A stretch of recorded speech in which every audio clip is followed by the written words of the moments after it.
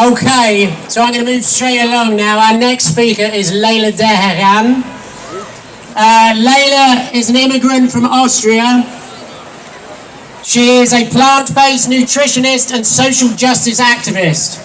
With a background in medicine, she pivoted her career due to debilitating migraines. Starting as an animal rescuer, she discovered the healing power of a whole food, plant-based diet, which led her to obtain a master's in clinical and public health nutrition from the University College in London.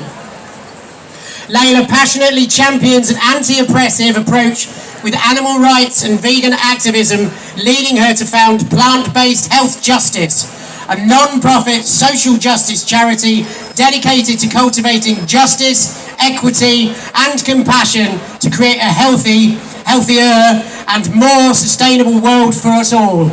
This is Leila Dehghan.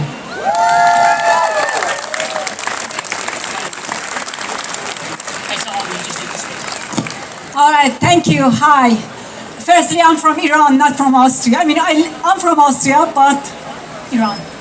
I'm from Iran, an immigrant from Iran, but I used to live in Austria. So anyway, I had to say that it is great to be here with you all. And, I don't know most of you personally, but we share a strong bond. We all care deeply for animals. We are committed to them, to their freedom. We love them, and that is why we are here. We are gathered here to declare our love and demand that the rest of the world stops exploiting our loved ones. And I know this is possible. I know that anybody can go vegan and start caring for animals. I know that because I wasn't born vegan. In fact, 20 years ago, I dreaded visiting my brother because he had a cat. If I saw a dog on the street, I would cross to the other side to avoid them. Now I live actually with 3 cats and 3 dogs. But back then, I was afraid of dogs and cats.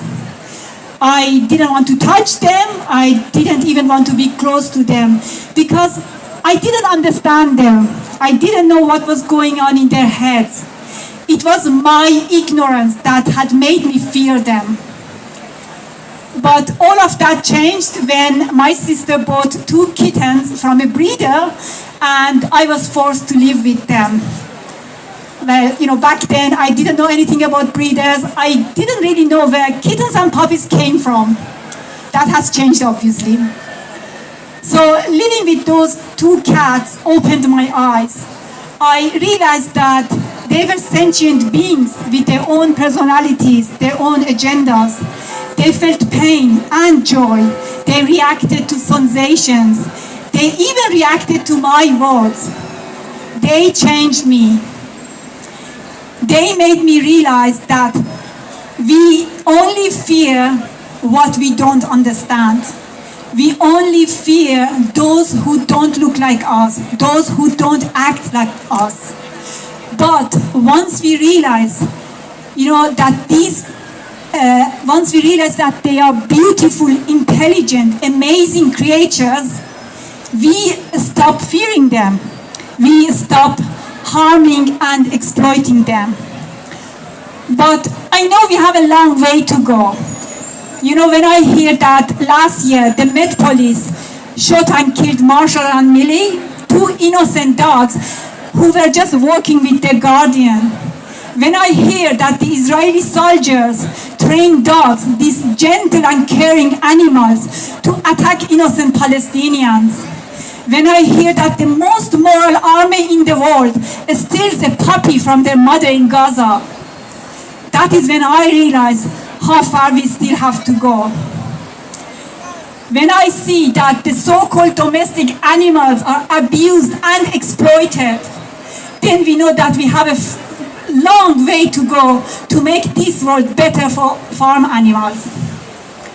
Among the farm animals, chickens are the most slaughtered for meat consumptions.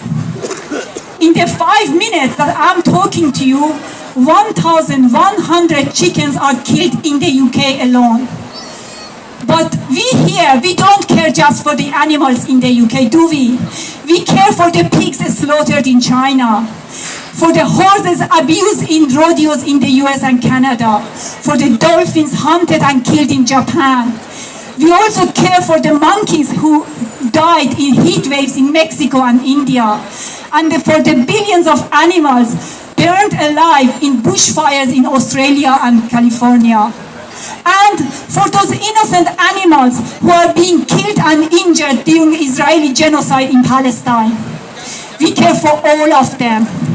Because we know not only are all injustices connected, but also that animals, as the most vulnerable, the most voiceless among us, they pay the highest price in times of human conflict and violence. I need a break. But just because our work is challenging doesn't mean that we should lose hope.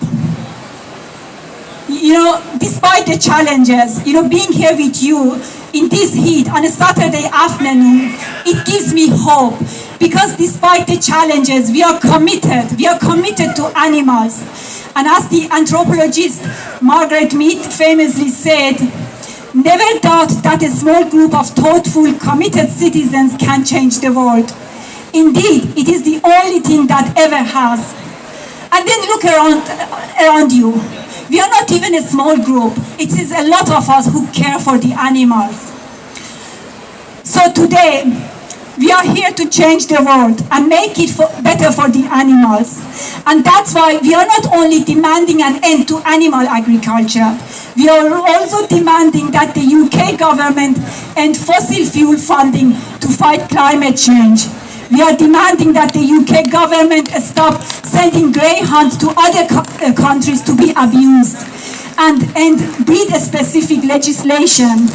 And stop arming countries like Israel to help end both the genocide of Palestinians and the environmental destruction which is worsening the global climate crisis. Yes.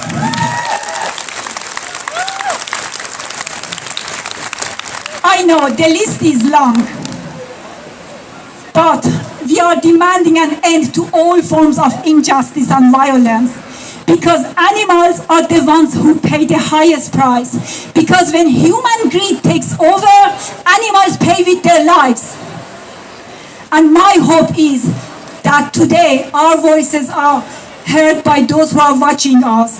That our love for animals inspires them to see that there is another way. That they see that they too can stop fearing animals and make life better for animals by stopping, to take their lives. And I want to finish off with a quote from a Native American elder.